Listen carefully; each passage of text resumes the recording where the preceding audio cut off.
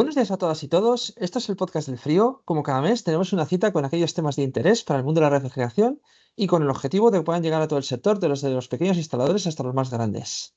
Este es el primer episodio de la segunda temporada para los que nos seguís desde Spotify y el episodio 12 para los que nos seguís desde YouTube. El verano nos ha servido para recuperar fuerzas y poder traer nuevos invitados a esta nueva temporada, en la que también tendremos algún invitado o invitada que repetirá de la primera temporada que tendremos próximamente. En el episodio de hoy tenemos un invitado que denomina a los dioses del Olimpo como nadie. Muchos lo conoceréis de redes sociales, en ocasiones ha intervenido en el newsletter del Frío, en la sección de comentarios. Su nombre es Guillem Rosado y en la actualidad se desempeña como ingeniero de diseño y calidad en la Oficina Técnica de Pecomarc Industrial. Con anterioridad ha estado trabajando también en Pecomarc, en el Departamento Técnico de Cataluña, durante unos años y antes de ello ha trabajado en otras empresas. Él es una de las personas que se ha ocupado de la renovación de las unidades y centrales frigoríficas estándar de CO2 transcrítico, que en este comienzo de 2025 han hecho ya bastante ruido en el mercado. Guillem, bienvenido y muchísimas gracias por aceptar la invitación a este episodio del Podcast del Frío. Hola Chema, muchas gracias por invitarme, un placer. Por cierto, y antes de empezar, tengo que hacer una confesión. Me ha costado mucho traer a un invitado de Pecomarc. De hecho, en la primera temporada no ha venido nadie. Quizá por el hecho de trabajar yo también en Pecomarc y aunque este podcast tiene carácter independiente, me ha limitado bastante. Hace unos meses me preguntó Marco Bonventre, director de desarrollo de negocio de Pecomarc, que cuándo tenía pensado llevar a alguien de Pecomarca a mi podcast. Y bueno, creo que hoy, quizá por la temática, puede ser un buen día. Por cierto, quiero aprovechar para mandarle a Marco y también a Oriol Compañ, gerente de Pecomarca Industrial, un cordial saludo desde el podcast del frío, que sabemos que ambos nos siguen. Bueno, aprovecho para mandar otro saludo también a Marco y al resto de compañeros. Y nada, esperamos ofrecer información útil, a ver, para los oyentes. Guillem, la primera pregunta es, en el mundo del CO2, en cuanto a centrales frigoríficas, hasta hace poco estaba prácticamente todo dominado por los Carrier, EPTA, Advansor, SCM, N o Tewis. Y desde este año, con la nueva gama que habéis sacado, ya habéis entrado a competir de tú a tú con algunas de estas empresas. ¿Cuál crees que ha sido la razón? ¿El diseñar una gama competitiva que permita dar precios rápidos y competitivos y ser la primera opción con la que trabaja el cliente? ¿O el hecho de haber mejorado mucho el proceso de electrificación de centrales que ahora mismo facilita mucho la puesta en marcha?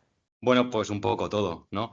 Al final, bueno, nuestros inicios en el CO2 transcrítico ya empezaron hace bastantes años, en 2017, y año tras año hemos ido entrando en varios proyectos con centrales en diferentes configuraciones.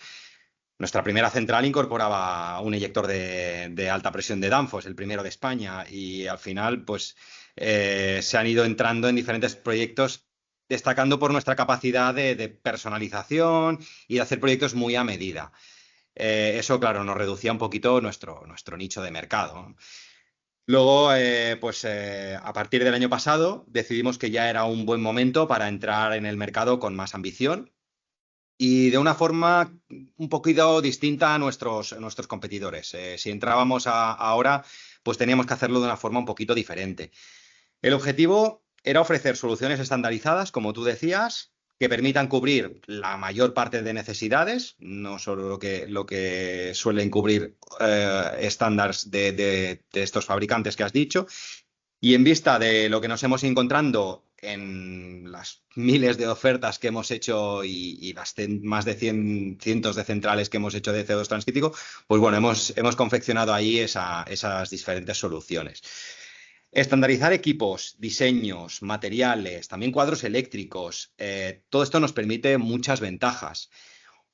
Principalmente, optimizar diseños y procesos productivos nos permite mejorar precios y eso también nos acerca a los clientes.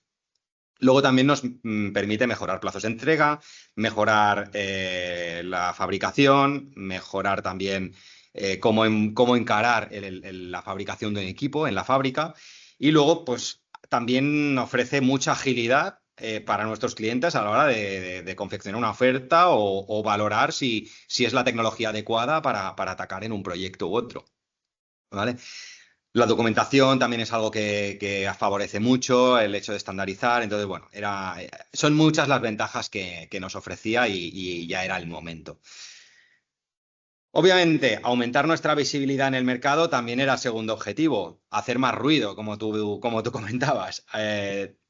Si destacamos más en nuestro catálogo, pues se nos reconoce más en el mercado como un proveedor principal de equipos de CO2 y eso pues también nos permite seguir creciendo y ofrecer más cosas al mercado. Aura, Kione, Ares, Atena, Hermes, Apolo o Bóreas son nombres de dioses griegos, pero aparte también son los nombres de las centrales de CO2 transcrítico que se fabrican en Pecomarca Industrial en las instalaciones de Llinars del Vallès, Barcelona. Me gustaría que explicaras qué representa cada dios o cada diosa en cada central o unidad.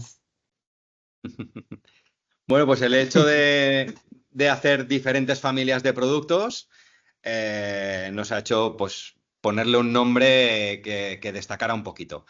Cuando mostramos todos estos nombres la primera vez internamente en Pecomar, ¿no? A personal interno, pues bueno, reconozco que hubo mucha sorpresa. Y imagino que fuera, cuando la gente lo vio en el catálogo, pasó algo parecido. Mucha gente incluso reaccionaba con humor, ¿no? Al ver algo tan diferente en este sector, ¿no? Siempre.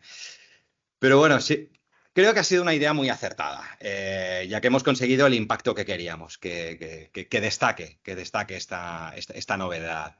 Ser vistos de forma diferente era importante y por eso queríamos unos nombres diferentes a los típicos packs, cubos, ecos, ecopacks, packs racks.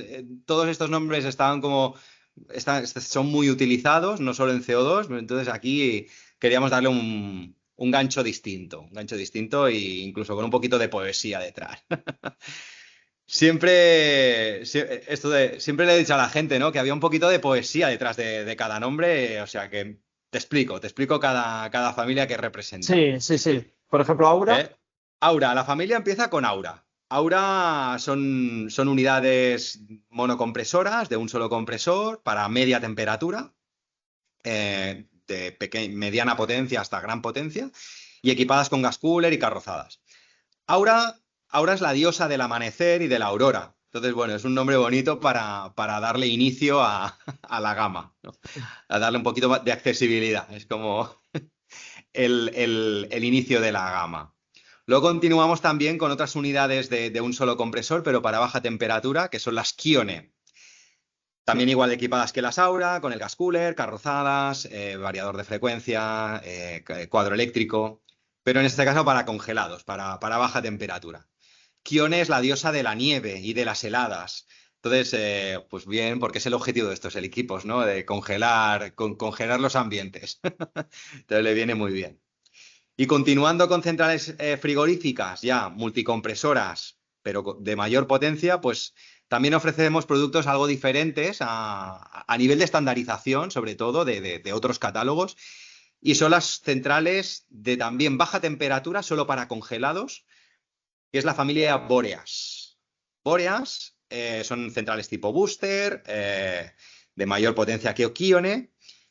Y Boreas es el dios del viento del norte o el de las tormentas de nieve que trae el invierno.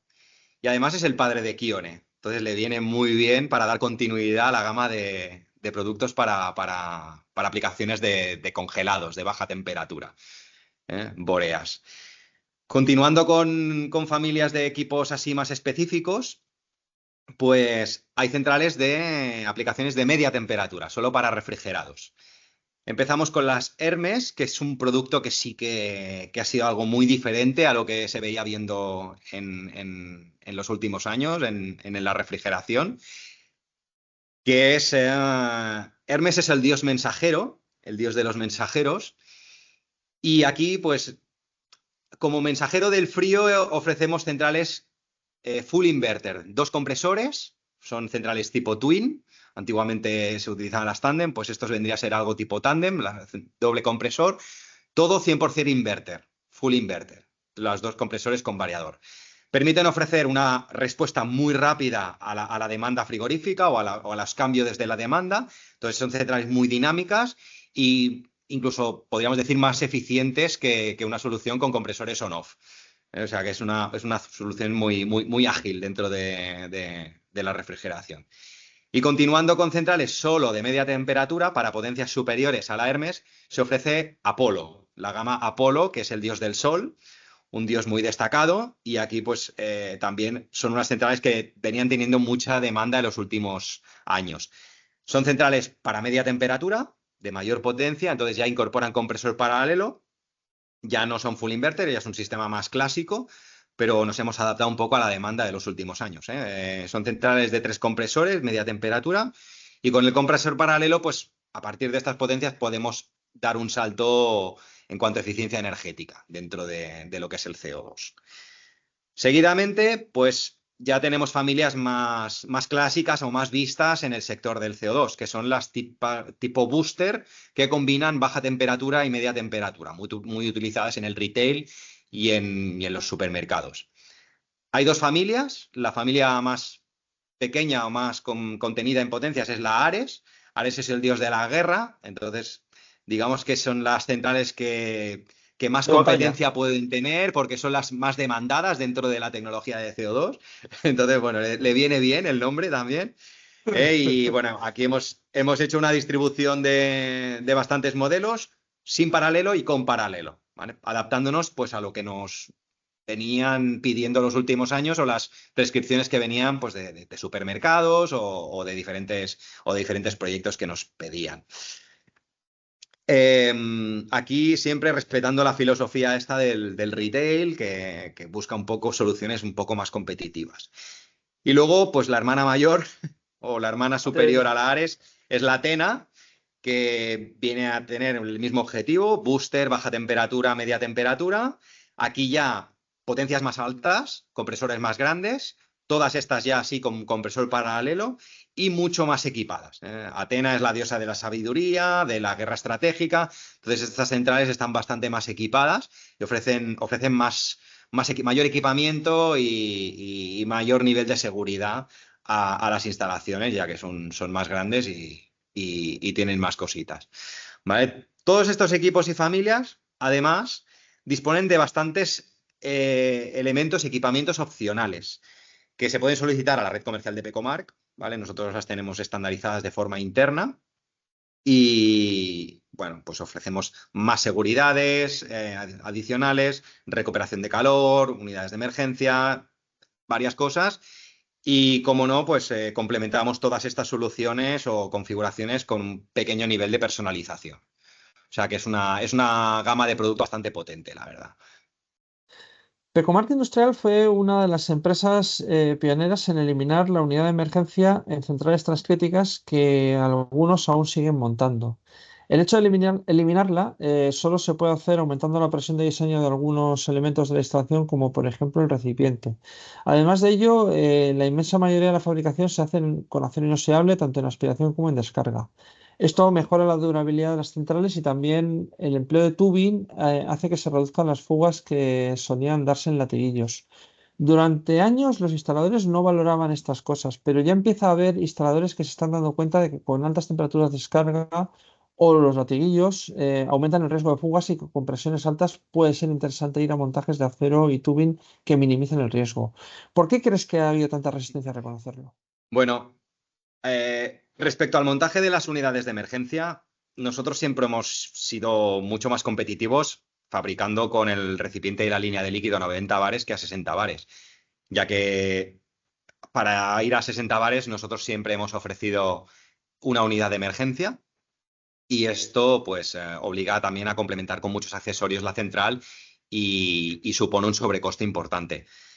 Las centrales que hemos fabricado con unidades de emergencia, que han sido muchísimas, siempre han venido por requisitos o exigencias del proyecto. El principal causante, creemos, para pedir las instalaciones a 60 bares suelen ser dos, podría llegar a decir. Uno es que suelen ser en aplicaciones de supermercados donde los muebles frigoríficos suelen venir certificados a 60 bares. Ocurre bastantes veces. Entonces, si estos muebles ya incluyen la línea de líquido montada, el certificado ya concluye en la línea de líquido. Por lo tanto, se condena la presión de toda la línea de diseño de la línea de líquido y del recipiente a estos 60 bar. Hay fabricantes que ofrecen 60 bar sin unidad de emergencia, pero bueno, nosotros eso creo que no lo hemos hecho nunca, o no, nunca nos lo han pedido así. Otras veces también se pide 60 bares y unidad de emergencia por un tema de seguridad o de precaución, aunque personalmente yo creo que es más seguro poder tener una capacidad de resistencia de 90 bares que de 60. Pero bueno, 60 bares a veces da un poquito más de confianza a los instaladores en el caso de que tengan que intervenir. Los 60 Sí. bares los solemos encontrar pues cerca de los 29, 28, 30 grados ambiente, en caso de un corte de energía, de un corte eléctrico, que es la temperatura que tendría que llegar a alcanzar el gas, el CO2 dentro del recipiente. Esa temperatura está cerca del punto crítico, entonces, dependiendo del nivel de refrigerante que haya en el recipiente en ese momento, pues puede saltar la válvula de seguridad a esa temperatura, 28,9 grados, 30 grados, que es una temperatura que puede alcanzar, sobre todo si hay un apagón como el que hubo hace varios meses. En 90 bares ya nos encontramos en Exacto. fase... Sí. 90 bares ya los encontramos en la fase supercrítica, ya pasado el punto transcrítico, pasado el punto crítico, técnicamente bien dicho. Entonces estimamos Sí. ahí que ahí hay que alcanzar los 38 o casi 40 grados. Ya es una temperatura muy, muy, muy elevada. Se tienen que dar muchas condiciones de mucho tiempo, mucho calor. Es muy difícil que salte una válvula de seguridad a 90 bares. Todo esto hablando siempre de temperatura de CO2 equivalente y que, insisto, depende mucho del nivel de refrigerante, del nivel de líquido. El nivel de líquido aumenta a medida que se va dilatando cuando se calienta, en caso de un fallo eléctrico. Entonces, esa dilatación influye mucho en el cambio de volumen y en que se alcance la presión de la válvula de seguridad. Entonces, eso también acompaña a intentar ser generoso en los volúmenes de los recipientes de líquido, que es algo que también nos encontramos mucho, que la tendencia es a reducir el tamaño de los recipientes. Nosotros los hemos reducido un poco en algunas familias, pero aún vemos tallas más pequeñas cuando competimos en varios proyectos.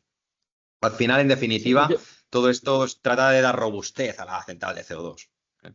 Que yo fíjate, ya el tema de la sabes. reducción el tema de la reducción del recipiente, Guillem, normalmente siempre se nos ha dicho que tenía que tener un tercio de líquido y dos tercios de vapor. Si se reduce, Ujú.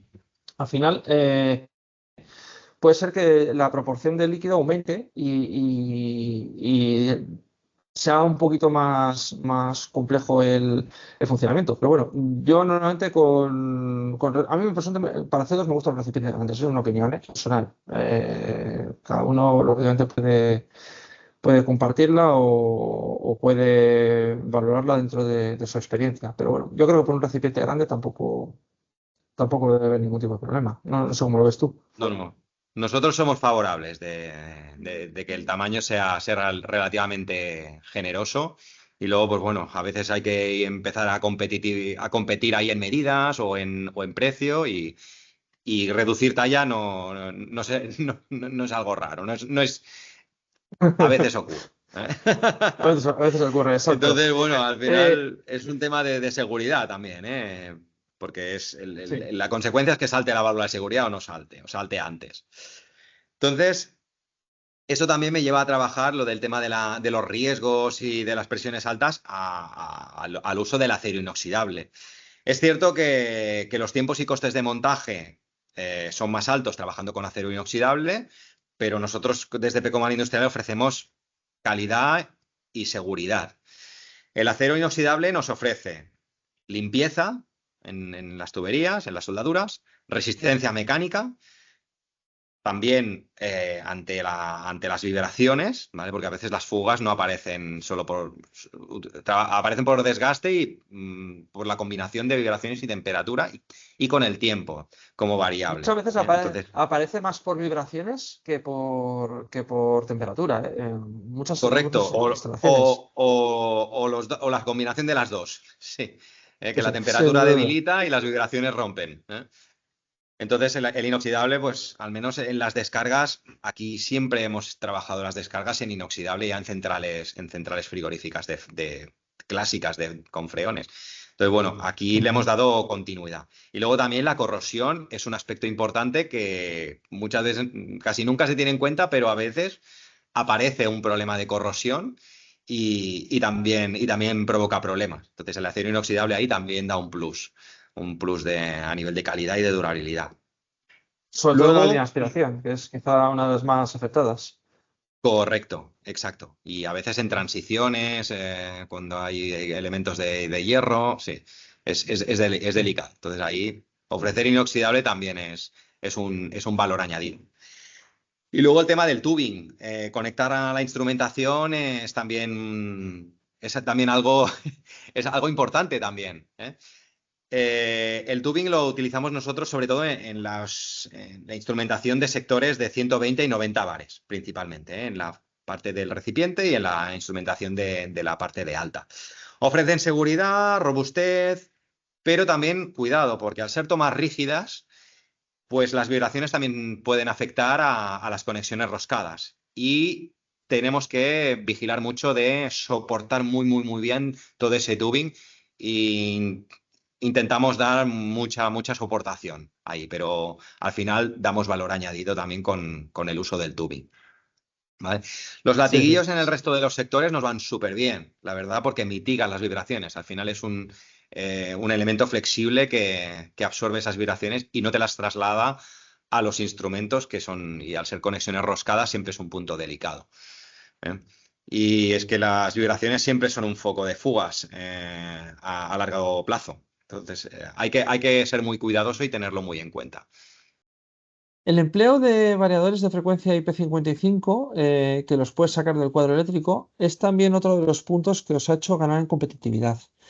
Precisamente el cuadro eléctrico y contar con un proveedor de cuadros de primer nivel como Vidal Automatización y Control, que tiene instalados protocolos para reducir los fallos en el cableado y también han colaborado en la electrificación y parametrización de las centrales.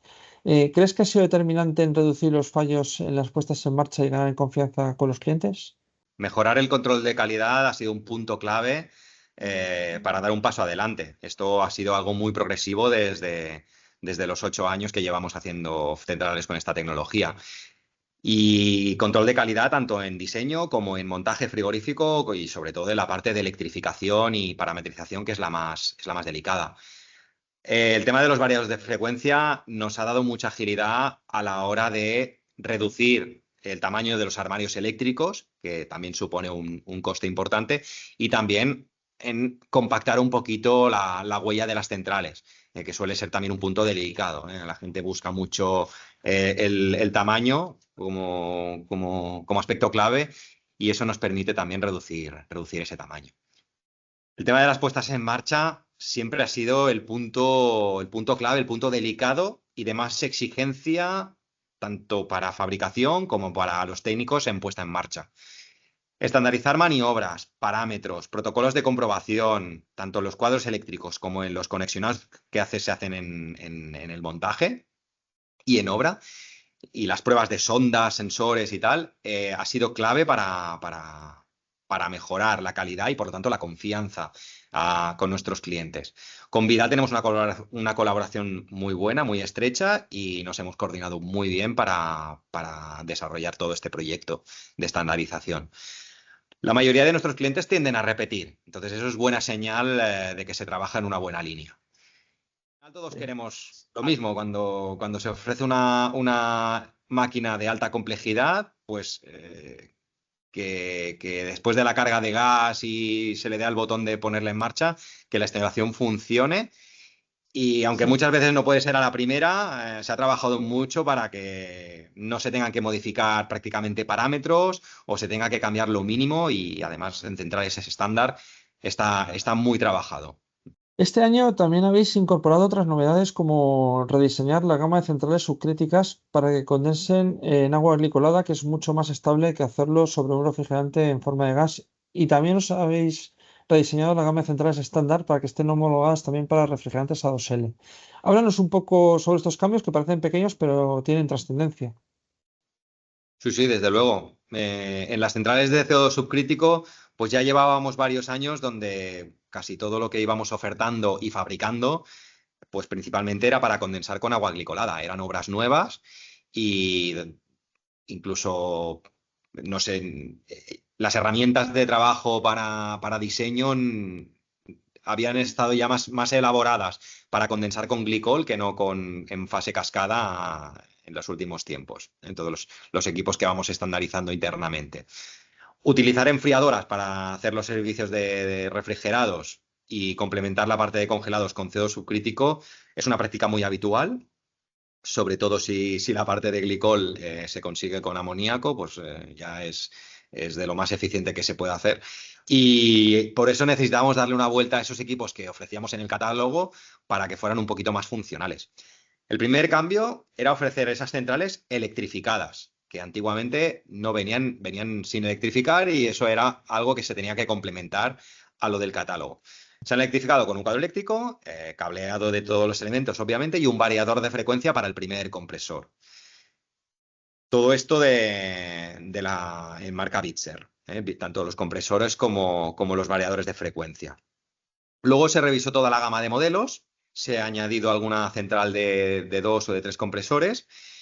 Se han dejado únicamente centrales de 2 y 3 compresores, las más grandes pues ya hay que pedirlas especial. Y además, otra novedad, se han incluido unidades de un solo compresor, ya que era una tendencia con bastante demanda, tanto en oferta como en fabricación. Entonces, pues ofrecer eso de forma rápida y que los clientes lo puedan obtener con un precio rápido era vital. La familia de productos, pues como decía, con Bitzer, aunque bajo demanda se puede trabajar siempre con otras marcas. Sí, Bitzer pero es uno de nuestros también principales. Sí, Beecher evidentemente es el principal proveedor de compresores, pero bueno, también hay correcto, otras alternativas. Se puede hacer, por ejemplo, compresores con Rascal, se puede hacer compresores exacto. con Bock, con Copeland también, e incluso hasta con Dory. No sé si me dejo alguno más, pero bueno. Y en cuanto a Sí, sí. amoníaco, creo que también se puede hacer con Maicon. Correcto, también tenemos una buena relación con Maekawa y podemos hacer montajes con la serie I.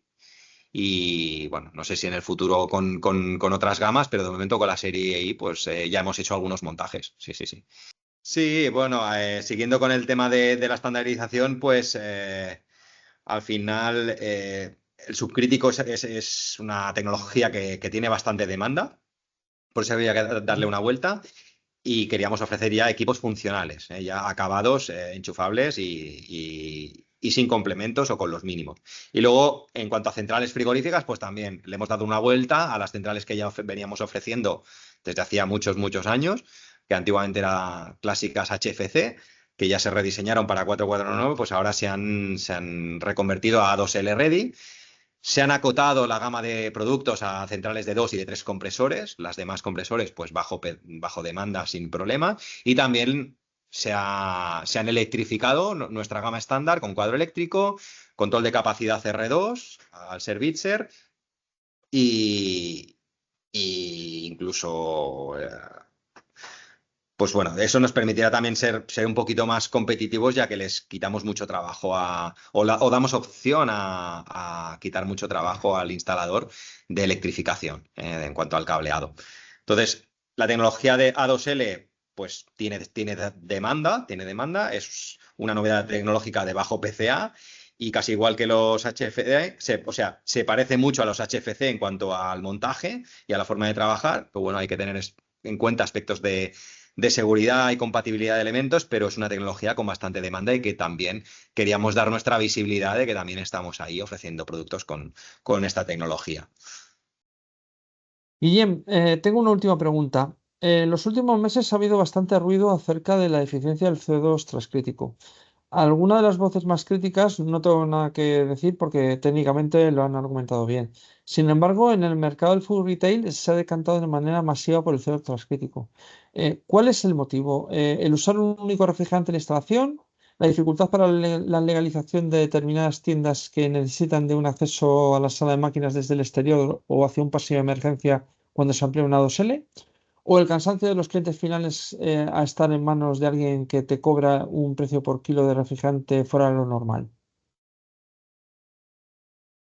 Bueno, la F-Gas ha puesto muchas, muchas restricciones, la verdad, y al final pues nos tenemos que ir adaptando a lo que se puede hacer.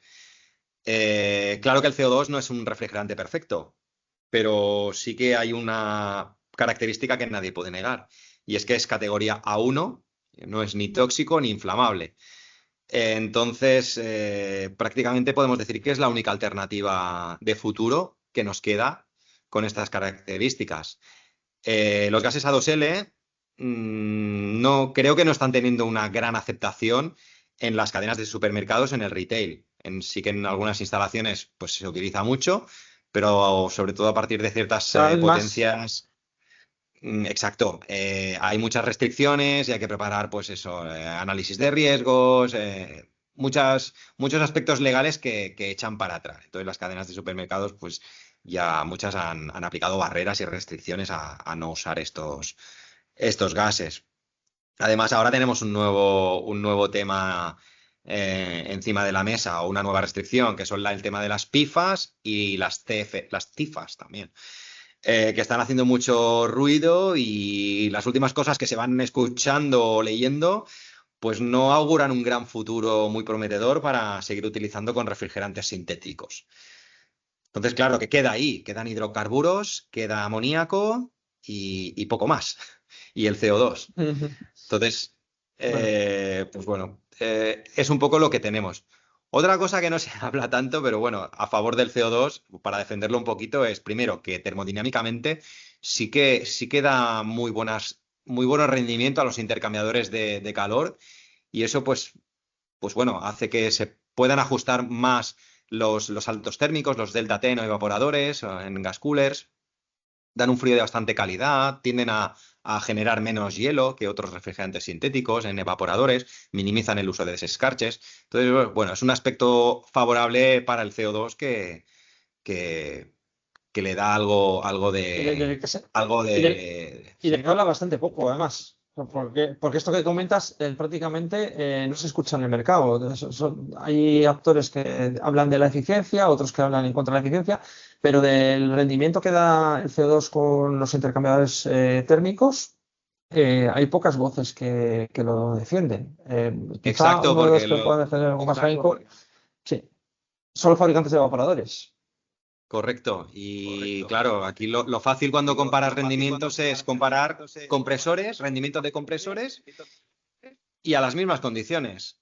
Y eso no suele ser así. Hay diferencias en cuanto a las condiciones de trabajo que son difíciles de cuantificar, es verdad. Al final, la única forma o la mejor forma sería poner un contador de energía y verlo trabajar durante 1, 2 o 3 años, y ahí comparar. Ese sería el aspecto bueno. Eh, Pero bueno, que lo de los refrigerantes sintéticos, pues bueno, tiene ahí ciertos ruidos, cierto runruneo que le va en contra. ¿Qué queda como alternativa? Pues el amoníaco, que evidentemente, si no vamos a potencias muy elevadas, pues no se justifican los costes de inversión, que son muy elevados. Y los hidrocarburos. Con hidrocarburos también se escuchan muchas cosas sobre los cambios de normativa que se están trabajando, con la restricción de carga de los 150 gramos. Pero tampoco van a ser cambios gratuitos, es decir, esos aumentos de carga de refrigerante van a venir con ciertas restricciones en cuanto a diseño, entonces no va a ser nada fácil.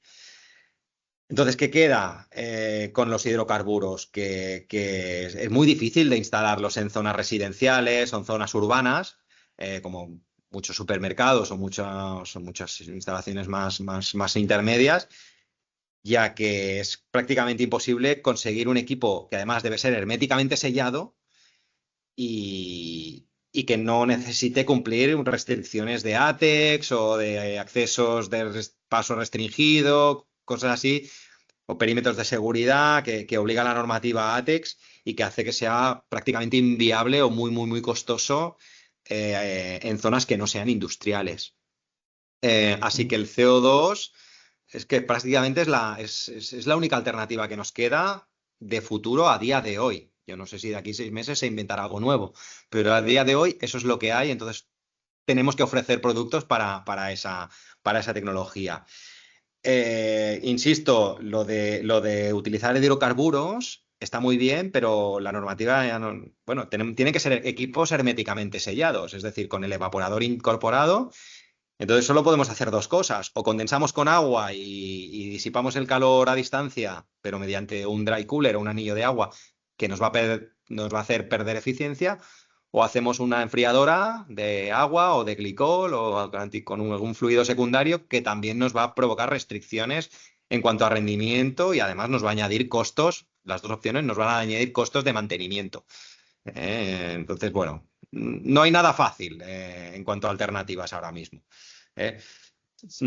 Ahora mismo, pues el CO2, nos guste más o menos, es uno de las soluciones más viables que hay y nosotros pues queremos dar opciones o soluciones a todo lo que hay ahora mismo en el mercado.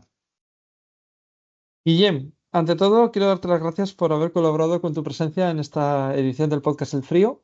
Me lo he pasado muy bien charlando contigo y espero tenerte en un futuro de nuevo por aquí para que nos cuentes en exclusiva un nuevo proyecto celestial. Muchas gracias por invitarme, un placer.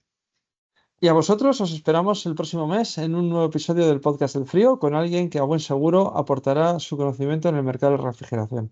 Muchas gracias por vuestra atención y hasta entonces.